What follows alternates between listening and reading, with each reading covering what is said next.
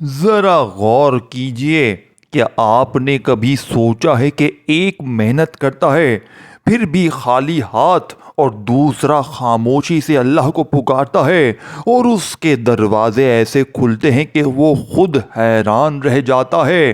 کیا وجہ ہے؟ کچھ گھروں میں رزق رک جاتا ہے اور کچھ گھروں میں برکت ایسے اترتی ہے کہ گنتی سے یعنی کہ باہر ہو جاتی ہے۔ آج میں آپ کو کوئی عام بات نہیں بتا رہا، یہ وہ کلمات ہیں جنہوں نے برباد لوگوں کو سنبھالا، جنہوں نے قرض میں ڈوبے انسان کو سر اٹھا کر جینے والا بنا دیا، جنہوں نے بند دکانوں کو چلتا ہوا کاروبار بنا دیا۔ یہ وہ اذکار ہیں جو اگر دل سے زبان پر آ جائیں تو رزق آہستہ یعنی کہ راستہ ڈھونڈ کر آتا ہے اور دولت معافی مانگ کر داخل ہوتی ہے۔ اور آج کی ویڈیو آخر تک سننا کیونکہ یہاں ایک لفظ بھی زندگی بدلنے والا ہے۔ دیکھیں، پہلا وظیفہ آپ نے یا اللہ، یہ صرف پکار نہیں، یہ بندگی کا اعلان ہے۔ قرآن میں آتا ہے اللہ کے خوبصورت نام ہیں اور انہی کے ذریعے پکارو۔ جب بندہ کہتا ہے یا اللہ تو وہ اپنے سارے سہارے توڑ دیتا ہے اور ایک ہی دروازے پر آ جاتا ہے۔ لوگوں نے دیکھا جو برسوں سے ایک ہی کام میں اٹکے تھے، جب ان کے دل سے یا اللہ نکلا تو راستے خود بخود کھلتے گئے۔ ایک شخص کا واقعہ ہے کہ کاروبار بند، قرض سر پر، نہ کسی نے ساتھ دیا نہ کوئی امید، بس تنہائی میں آنکھوں سے آنسو بہتے ہوئے یا اللہ نکلتا رہا۔ چند ہی عرصے میں وہی شخص کہتا ہے مجھے خود سمجھ نہیں آتی رزق کہاں سے آ رہا ہے، کیونکہ یا اللہ ناممکن کو ممکن کر دیتا ہے، اور یا غنی یعنی سب سے بے نیاز، سب کو دینے والا، خود کسی کا محتاج نہیں۔ قرآن کہتا ہے واللہ هو الغنی الحمید، اللہ ہی غنی ہے، تعریف کے لائق۔ جب بندہ کہتا ہے یا غنی تو وہ فکری نہیں، غنی سے مانگ رہا ہوتا ہے، یعنی فقیری سے نہیں، غنی سے مانگ رہا ہوتا ہے۔ یہ وہ نام ہے جو تنگ دستی کو شرمندہ کر دیتا ہے۔ یہ وہ پکار ہے جو رزق میں وسعت لے آتی ہے۔ لوگوں نے بتایا کہ کام وہی تھا، دکان وہی تھی، لیکن جب دل یا غنیوں سے جڑ گیا تو گاہک خود چل کر آنے لگے۔ رزق میں جو پوشیدہ راستے ہیں وہ یا غنیوں سے کھلتے ہیں۔ اور تیسرا یا ربنا یعنی رب یعنی پالنے والا، مرحلہ یعنی کہ مرحلہ بمرحلہ سنوارنے والا۔ قرآن میں دعا سکھائی گئی، ربنا لا تزغ قلوبنا، اے ہمارے رب۔ جب بندہ کہتا ہے یا ربنا تو وہ صرف مانگ نہیں رہا، وہ اللہ کو اپنے معاملات کا نگران بنا رہا ہوتا ہے۔ جن کے بگڑے ہوئے حالات کسی حساب میں نہیں آ رہے ہوتے وہ یا ربنا سے سنبھلتے ہیں۔ ایک شخص کہتا ہے میں نے ہر دروازہ کھٹکھٹایا، آخر میں رب کے در پر آیا اور کہا یا ربنا، بس پھر معاملات ایسے سدھرے کہ مجھے پیچھے مڑ کر دیکھنا نہ پڑا۔ یہ ذکر صرف گناہوں کی معافی نہیں، یہ رزق کی چابی ہے۔ قرآن میں حضرت نوح کی بات یعنی استغفار کرو، اللہ مال سے مدد کرے گا۔ جنہوں نے استغفار کو اپنی زندگی میں جگہ دی انہوں نے بتایا رزق کی رکاوٹیں خود بخود ہٹ گئیں۔ کبھی کبھی رزق کی بندش کمی کی وجہ سے نہیں بلکہ بوجھ کی وجہ سے ہوتی ہے، اور استغفر اللہ وہ بوجھ ہٹا دیتا ہے۔ جب یا اللہ امید بنتا ہے دوستوں، یا غنیوں وسعت بن جاتا ہے، یا ربنا سنبھال لیتا ہے اور استغفر اللہ رکاوٹیں یعنی کہ صاف کر دیتا ہے، تو پھر رزق کو آنا ہی آنا ہے، دولت کو یعنی کہ جھکنا ہی جھکنا ہے۔ یہی وجہ ہے کہ جو لوگ خاموشی سے ان اذکار کے ساتھ جڑ گئے وہ چیخ کر نہیں عمل سے بولنے لگے۔ اب سوال یہ نہیں کہ فائدہ ہوگا یا نہیں، سوال یہ ہے کہ آپ کس نیت سے جڑتے ہیں۔ یہ الفاظ دل مانگتے ہیں، زبان نہیں۔ آخر تک ساتھ رہیں کیونکہ اگلے حصے میں وہ بات بتاؤں گا جو عام جگہوں پر نہیں بتائی جاتی۔ اب ذرا دوستو رک جائیے، اب جو بات میں بتانے جا رہا ہوں یہ ہر ایک کے لیے نہیں ہوتی، یہ وہ راز ہے جو صرف ان لوگوں پر کھلتا ہے جو سننے والے نہیں بلکہ یقین رکھنے والے ہوتے ہیں۔ اسی لیے اس مرحلے پر میں آپ سے ایک چھوٹا سا عمل کرواؤں گا جو آپ کو اس راز کے دائرے میں داخل کرے گا۔ سب سے پہلے اس ویڈیو کو دل سے پسند کیجئے، کیونکہ نبی پاک صلی اللہ علیہ وآلہ وسلم نے فرمایا اعمال کا دار و مدار نیت پر ہے۔ پھر کامنٹس میں صرف اپنا نام لکھ دیجئے، کیونکہ نام کے ساتھ دعا آسمان تک خاص طور پر جاتی ہے۔ اور اس ویڈیو کو کسی ایک ایسے شخص تک پہنچا دیجئے جس کی زندگی میں تنگی ہے، کیونکہ جو آگے پہنچاتا ہے اللہ اس کے لیے آگے سے راستے کھولتا ہے۔ اور ہاں، چینل کو سبسکرائب یہ نیت کر کے کہ میں اس علم سے جڑا رہوں گا۔ یہ سب کرنے کے بعد اب سنیں، اب اصل بات شروع ہی ہو رہی ہے۔ دیکھیں، یہ کوئی عام ذکر نہیں، یہ چاروں دروازوں کی ایک کنجی ہے۔ یا اللہ دروازہ کھولتا ہے، یا غنیوں اندر رزق رکھتا ہے، یا ربنا نظام سنبھالتا ہے، اور استغفر اللہ رکاوٹیں ہٹاتا ہے۔ قرآن کہتا ہے مجھے پکارو میں جواب دوں گا، لیکن یاد رکھیں یہ پکار جب یعنی کہ کمبینیشن میں آتی ہے تو دوستوں اس کا اثر کئی گنا بڑھ جاتا ہے۔ اسی لیے بزرگان دین ان اذکار کو الگ الگ نہیں روحانی ترتیب میں پڑھتے تھے۔ ایک شخص نے بتایا میں نے سب کچھ آزما لیا، لیکن جب میں نے ان اذکار کو ایک خاص ترتیب کے ساتھ اپنی زندگی میں شامل کیا تو اللہ گواہ ہے میرے لیے رزق کے دروازے ایسے کھلے کہ میں خود گھبرا گیا۔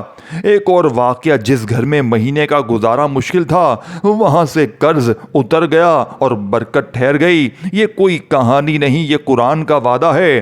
میرے دوستو، اب یہاں آ کر بہت سے لوگ جلدی کرتے ہیں اور فائدہ ہاتھ سے نکل جاتا ہے۔ اسی لیے میں بار بار کہتا ہوں آخر تک سنیں، کیونکہ اصل جو ہے وہ سیکرٹ پوائنٹ ابھی آنا باقی ہے۔ اور جو لوگ کامنٹس میں نام لکھ کر اس عمل میں شامل ہو چکے ہیں ان کے لیے یہ بات بہت خاص ہے۔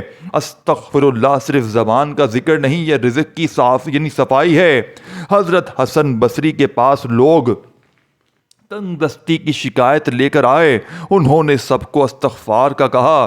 بعد میں پوچھا گیا آپ نے سب کو ایک ہی بات کیوں کہی؟ فرمایا قرآن میں لکھا ہے یہ راز آج بھی زندہ ہے۔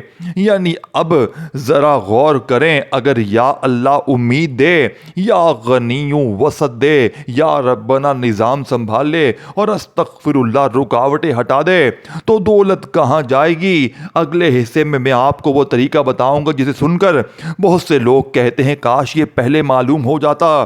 اسی لیے اگر ابھی تک سبسکرائب نہیں کیا تو ابھی کر لیجئے، کیونکہ اگلا لمحہ زندگی بدلنے والا ہے۔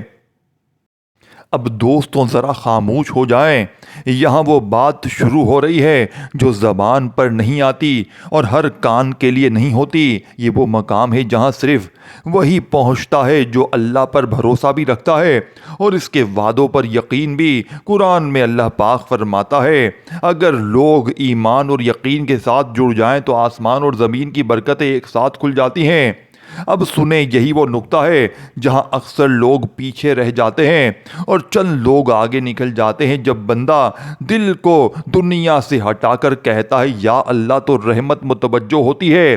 جب وہی دل اگلا قدم رکھتا ہے یا غنیوں تو تنگی کو نکلنے کا راستہ ملتا ہے۔ پھر یا ربنا معاملات کو بکھرنے نہیں دیتا، یہ ذکر رزق کو ضائع نہیں ہونے دیتا، اور آخر میں استغفر اللہ وہ پردے ہٹاتا ہے جو دولت اور بندے کے درمیان آ جاتے ہیں۔ یہ چاروں الگ الگ نہیں، یہ ایک ہی نور ہیں اور ایک ہی نور کے چار زاویے ہیں۔ اسی لیے جن لوگوں نے ان اذکار کو زندگی کا حصہ بنا لیا وہاں خالی ہاتھ نہیں رہے۔ وہ اللہ فرماتا ہے جو تمہارے پاس ہے وہ ختم ہو جاتا ہے، جو اللہ کے پاس ہے وہ کبھی ختم نہیں ہوتا۔ یہی وجہ ہے کہ جو اللہ کے خزانوں پر یقین کر لیتا ہے وہ دنیا کے خزانوں پر بے نیاز ہو جاتا ہے۔ ایک شخص کہتا ہے کہ میں نے لوگوں کے دروازے بند کیے اور اللہ کے در پر بیٹھ گیا۔ آج حالت یہ ہے کہ لوگ میرے دروازے پر آتے ہیں۔ یہ تبدیلی اچانک نہیں ہوتی، یہ اس وی آئی پی کمبینیشن کا اثر ہے۔ اب یہاں آ کر میں ایک بات واضح کر دوں، یہ اذکار جتنے سادہ لگتے ہیں اتنے ہی گہرے ہیں۔ ان کا اثر صرف پڑھنے میں نہیں، ان کے جوڑ میں ہے، ان کے وقفے میں ہے، ان کے یقین میں ہے۔ اسی لیے میں بار بار کہتا ہوں آخر تک سنیں، کیونکہ اگلا نقطہ وہ ہے جو عام مجالس میں نہیں بتایا جاتا۔ اگر اس وقت آپ کے دل میں ہلکی سی بھی حرکت ہو رہی ہے تو سمجھ لیں یہ محض الفاظ نہیں، یہ وہ آواز ہے جو قسمت کا دروازہ کھٹکھٹا رہی ہے۔ اور جو لوگ اس آواز کو نظر انداز نہیں کرتے وہی لوگ کل کو مثال بن جاتے ہیں۔ اب اگلے حصے میں آپ کو وہ بات کروں گا جس کے بعد لوگ کہتے ہیں اب سمجھ آیا کہ رزق رکتا کیوں تھا، اور پھر اچانک دوستوں بہنے کیوں لگا۔ اسی لیے یہ ویڈیو چھوڑنا نہیں، یہاں سے اٹھنا نہیں، کیونکہ جو آنے والا ہے وہ واقعی زندگی بدلنے والا ہے۔ دوستو خاموشی سے بیٹھے رہیے، یہ کوئی عام گفتگو نہیں، یہ راز شاہی ہے جو صدیوں تک اہل دل سے اہل دل تک پہنچا۔ یہ وہ لمحہ ہے جہاں مانگنے والے نہیں فیصلے ہوتے ہیں، اور جہاں یعنی کہ مانگنے والے نہیں فیصلے ہوتے ہیں، اور جہاں یقین ہو وہاں خزانے خود حاضر ہو جاتے ہیں۔ قرآن کی صدائیں سنیں، ان اللہ عندہ مفاتیح الغیب، غیب کی کنجیاں اللہ ہی کے پاس ہیں، اور جو ان کنجیوں پر یقین رکھتا ہے وہ دروازوں کا محتاج نہیں رہتا۔ دربار میں ہر شے اپنی جگہ رکھ کر آتی ہے۔ جب بندہ سینہ سیدھا کر کے کہتا ہے یا اللہ تو اجازت ملتی ہے، جب وہی دل وقار کے ساتھ کہتا ہے یا غنیوں تو خزانے حرکت میں آتے ہیں۔ پھر یا ربنا نظام کو بکھرنے نہیں دیتا۔ یہ وہ مہر ہے جو فیصلوں کو قائم رکھتی ہے، اور آخر میں استغفر اللہ وہ پردہ ہٹاتا ہے جو نعمت اور بندے کے درمیان آ جاتی ہے۔ یہ چاروں الگ الگ نہیں، یہ مغل تاج کے چار نگینے ہیں، ایک ہٹا تو آج ادھورا، چاروں یعنی کہ جڑے تو شان مکمل۔ اللہ فرماتا ہے اللہ جسے چاہتا ہے بڑھا کر دیتا ہے۔ یہ بڑھنا صرف یعنی کہ اعداد میں نہیں، یہ عزت میں، یہ وسعت میں، یہ اطمینان میں ہوتا ہے۔ ایک صاحب دل نے کہا یعنی کہ میں نے دربار دنیا چھوڑا اور رب کے دربار میں کھڑا ہو گیا۔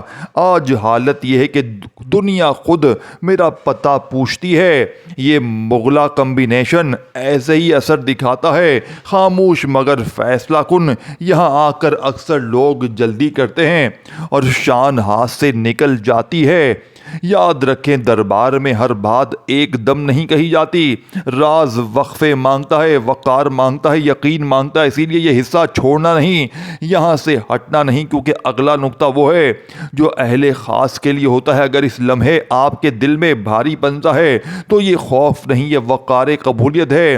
یہ وہ کیفیت ہے جہاں لفظ کے اندر اترتے ہیں، دل میں اترتے ہیں، اور نیت فیصلہ بن جاتی ہے۔ جو اس کیفیت کو سمجھ گیا وہ خالی ہاتھ نہیں رہتا۔ اب اگلے لمحے میں وہ بات چھیڑنے والا ہوں جس کے بعد لوگ کہتے ہیں یہی وہ نقطہ تھا جو ہمیں برسوں نہیں ملا۔ اسی لیے یہ دربار نہ چھوڑیں، یہ لمحہ نہ توڑیں، کیونکہ آگے جو کھلنے والا ہے وہ واقعی خزانے کی کنجی ہے، جسے پڑھنے والا اللہ پاک کے حکم سے غیب سے خزانے بھی حاصل کرتا ہے، اپنی مشکلوں کو پریشانیوں کو بھی دور کرتا ہے۔